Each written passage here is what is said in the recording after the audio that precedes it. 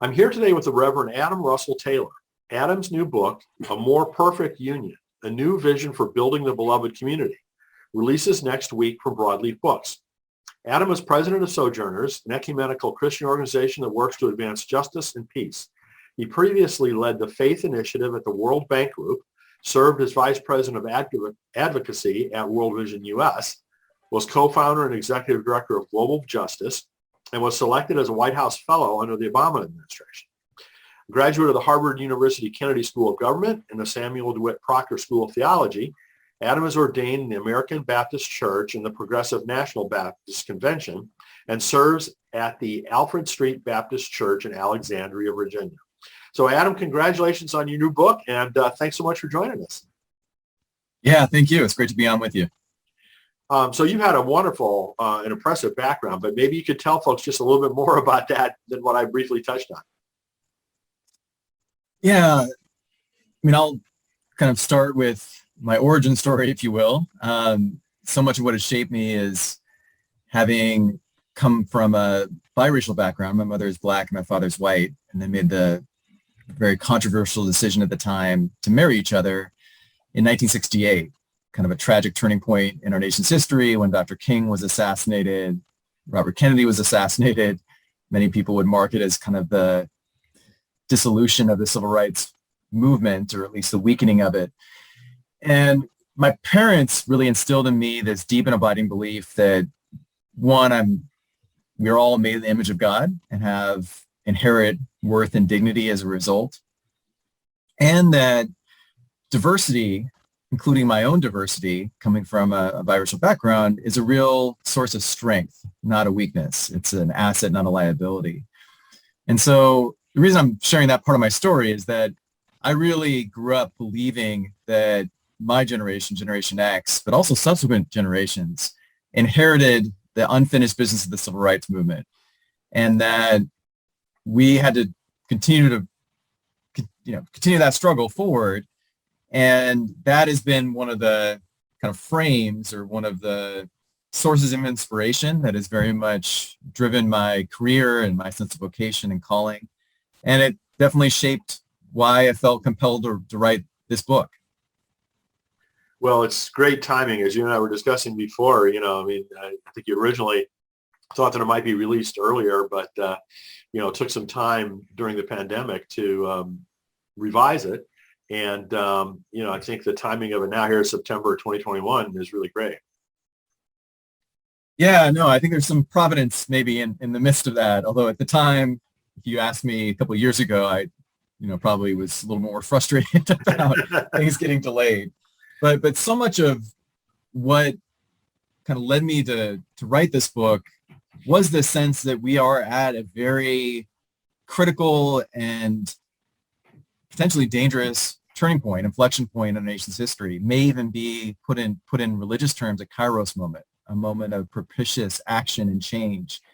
And I've been reflecting a lot after rereading Dr. King's final book, Where Do We Go From Here? Chaos or Community, that maybe the pertinent, pressing question for us today is, where do we go from here?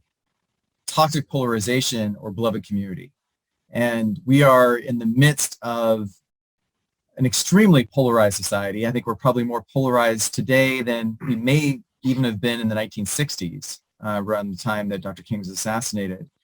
And there's a lot of different forces that are fueling that polarization. But I really think that we have to find a more shared moral vision that can bridge many of our racial and geographic and cultural divides, and hopefully enable us to realize that we actually have a lot of shared religious values and civic values that really can be a, source of unity, but also a real source for political and social change. And so is that what the book does, is kind of go into detail on some of those different shared values that you're describing? It does. And it makes this case that we need to have a more honest understanding of our history and how our history shows up in the present. And it makes the case that we need a shared moral vision about the future. And I make the argument that I think the most unifying, compelling moral vision is one that very much animated the civil rights movement. It's the vision of the beloved community, certainly articulated by Dr. King, but also by many other civil rights leaders, from Fannie Lou Hamer to Ella Baker to Bob Moses and others. And the reason why I'm so drawn to that vision is that, one, it hasn't been co-opted and hijacked yet, at least. And I think it's one that pulls some of the best of a more conservative emphasis on community and on, kind of personal responsibility with some of the best of a more progressive vision on the critical importance of human dignity and of rights. And that at its core, at least the way that I define it, the beloved community is creating a society where everyone is valued, everyone is seen and respected, and everyone can thrive. And it's creating a society in which neither punishment nor privilege is tied to race, to ethnicity, to ableness, to gender, to sexual orientation. And, that does represent a pretty high bar if we really think about what that actually means. But it is a goal that I think the vast majority of Americans would resonate with and would agree to. Absolutely. Or agree with. Yeah, absolutely. Totally agree. So you've been working on the book, I assume, for a few years before it came out. When did you start? Kind of what did that process look like? Yeah, so there was kind of this epiphany moment that definitely kind of started the book writing process. But even before that, so I will say that, I've been very much influenced by one of my former professors and mentors, Marshall Gantz, who teaches courses at Harvard on organizing. And he emphasizes the importance of what's called public narrative for helping to shape and fuel social and political change. That in many ways, we are heavily influenced and inspired by stories and, bigger public stories that help give us a sense of who we are. And I think, in many respects, also give us a sense of what our nation is and what our nation aspires to be. So in the 2016 election, I was deeply concerned and disturbed that this kind of Make America Great Again vision, and you could even describe it as a public narrative, was something that was so appealing, and I would say even seductive, for a big part of the country. And I would argue that it was a kind of ahistorical and, in many ways distorted narrative, in part because it was used as kind of a dog whistle to stoke concern and fear about the changing demographics in our country, and that our greatness was somehow in the past, not necessarily in our present or our future. And so, I really believe that you have to replace a broken narrative, a destructive narrative, with a more inspiring and unifying one. And so 2016 election night, I had come home from an election night party.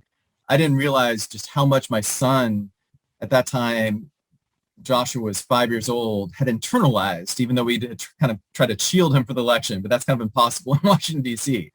And so he comes into our room at 3 a.m. with this really distraught look on his face. And he said, "Mommy and Daddy, I don't understand what's happening. Who won the election?" And, it wasn't official yet, but we replied, "We think Mr. Trump won." And his literal response was, "I don't understand how someone who has done and said such mean things could win."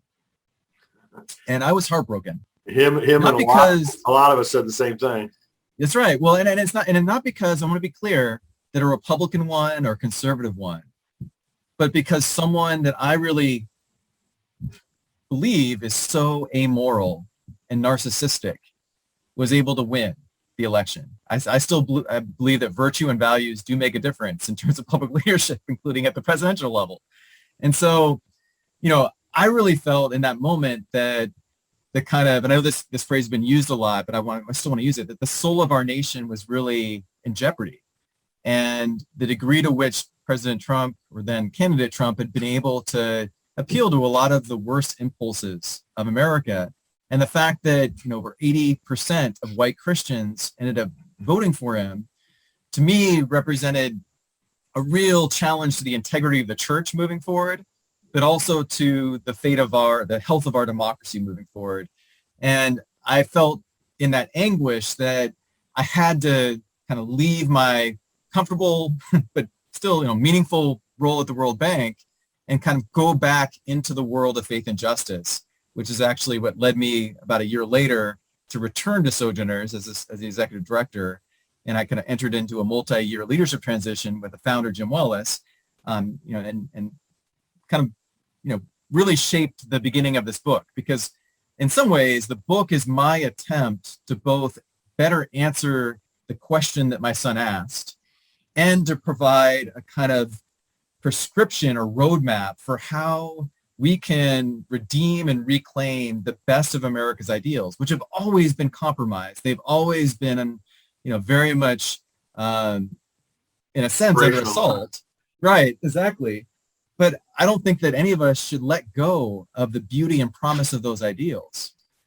The ideals of equality, of freedom, of dignity, of justice. And so, the book, in a sense, is kind of my way of trying to share that and then to also really unpack what does the beloved community mean for us today. It is a really powerful vision, but we've got to reimagine it. We've got to recast it and put it in a contemporary language for the particular challenges we're facing today, which are different than what we faced in the past. And so I'm hoping that, we can make what, is a longstanding moral vision be much more kind of real for people today. Sure. Well, good for you for, doing the work, that it takes to write and produce a new book. I mean, it's a years long process, and I know it's a huge effort. So I'm glad that you persevered to make that happen. So do I get correctly that John Lewis wrote the foreword to the book? Yes, and it's kind of surreal and humbling that that's the case. But yeah, it's wonderful. Yeah, he literally approved it weeks or days before he went on to glory. So wow. I couldn't think of a better person who has embodied the beloved community his entire career than John Lewis. Yeah, no, I mean, it's really wonderful that he's left some different elements of his legacy like that. Very, very fortunate for you and for all of us. So, part of the audience that this goes out to is our Writing for Your Life audience, which is, a group of folks that are aspiring writers. And I always like to find out how someone got their book deal. You're releasing this with Broadleaf Books. How did that happen? Yeah, it happened in part through a relationship that I have with the former chair of our board, Wes Gramber Michelson. Is both, board member, but also a friend. And he had gotten a book deal with Fortress. Broadleaf is a signature of Fortress. And his editor, her name is Lil, ended up hearing about kind of my work at Sojourners through Wes and learned that I was kind of on a path to become the future president of Sojourners, and just reached out to make a connection. And the timing just kind of worked out, really well, where I was already starting to think about a book proposal. This was, after the 2016 election. And she got really excited about what I was describing and what I was imagining. And so that led to the book deal. Excellent. Well, good for Lil. She has, by the way, spoken at several of my conferences. And okay. I've interviewed her. I've interviewed Wes about his most recent book about pilgrimage. And that's right. So that's really great to hear that you worked with those folks. Good people. Yes, absolutely. So if you had to communicate to folks one thing that you'd want them to take away from the book, what would it be? It would be that we are built for community, and that we have to work together, maybe even fight together to redeem and preserve the best ideals of this nation. And that in particular, our democracy is very much, I would argue, under assault and at risk. It's not a given. And so, really, our democracy is given its strength and resilience because of the power of we the people. And so we have to continue to expand who that includes to ensure that liberty and justice for all is not selective and only includes some Americans but not others. And this is a moment where we really have to come together in order to become, I think, the America that our Constitution kind of calls for, but also that our deepest religious values call for. And there's a great deal of alignment there. But again, it's up to us to make that happen. Yeah, absolutely. So kind of looking forward, is there anything you can talk about in terms of future Sojourner programs or future books that you're thinking about writing or anything of that nature? Yeah, so we're doing a lot of work through Sojourners to try to safeguard our democracy and to protect voting rights. There are nearly 400 bills in 48 states that would further restrict the right to vote. We're seeing a real retrenchment of voter suppression efforts after the 2020 election. And unfortunately, in part as a response to the big lie that the last election was stolen. So there's a lot of work that we're doing, particularly in 10 key states, including Florida and Ohio and Texas and Georgia and others, where we're equipping and mobilizing faith leaders, not just Christian leaders, but of other faith traditions as well, to really be that conscience, that moral force that both, helps to educate people about their rights, helps to register people to vote, and then ultimately helps to advocate for voter protection. I'm really hopeful, this is a little bit more in the immediate term, that we can build enough political will to pass the John Lewis Voting Advancement Act, which will literally be decided in October most likely. So there's a huge need for support for that. We're also continuing to kind of grow our publications and hopefully our reach, trying to reach both a younger audience, but also kind of continue to be relevant for our older audience as well. We're doing a lot of work to really try to combat this kind of dangerous resurgence of white Christian nationalism, certainly that we saw rear its head on the horrific January 6th insurrection at the Capitol, and to better equip and enable the church to disciple people into a commitment to anti-racism, into a greater commitment to justice, which has always been a part of our mission. But we're trying to be more intentional about how to equip churches and church leaders to do that work effectively. And we've designed a new curriculum for what are called divided congregations. So these are kind of politically divided congregations that are struggling with kind of how to embrace a greater commitment to justice without further dividing their church. And actually, we really believe that can be done, needs to be done, and actually could be the best way that we rehabilitate the image and integrity of the Christian witness going into the future. Well, that's all really wonderful work, Adam. I'm really glad to hear about it, and hope we can support it however makes sense. Certainly the Compassionate Christianity audience, the How to Heal Our Divides audience, within my neck of the woods are very much in alignment with that work. So congratulations on all of that and on your new role and on your new book. And where can people learn more besides sojo.net, obviously, is one place, but what about your website? Yeah, so if you go to sojo.net/ampu for a more perfect union, you can learn more information about the book. We're actually about to put up a great promotional video that does a good job of capturing the book in images and words. And you can pre-order the book now. It comes out formally on September 14th. And I can't wait to engage with as many audiences as I can. I mean, I really wrote this book to be a catalyst to spark courageous conversation about how we build the beloved community together and to highlight that there's already a beloved community revolution that's happening. It's not always in the headlines. It's sometimes under the radar screen. But there are so many amazing initiatives and organizations that are doing beloved community-like work. I want to be able to shine a spotlight on that and ultimately create greater momentum. Well, that's exactly what the book that I published a few months ago called How to Heal Our Divides was intended to do. It's focused on organizations that are actually doing things, taking action to heal different types of divides. And so we're in high alignment on that need, Adam. So again, the name of the book is A More Perfect Union, A New Vision for Building the Beloved Community. It releases from Broadleaf Books on September 14th from Adam Taylor. So Adam, thanks so much for joining us, and congratulations and best wishes. Thank you, Brian.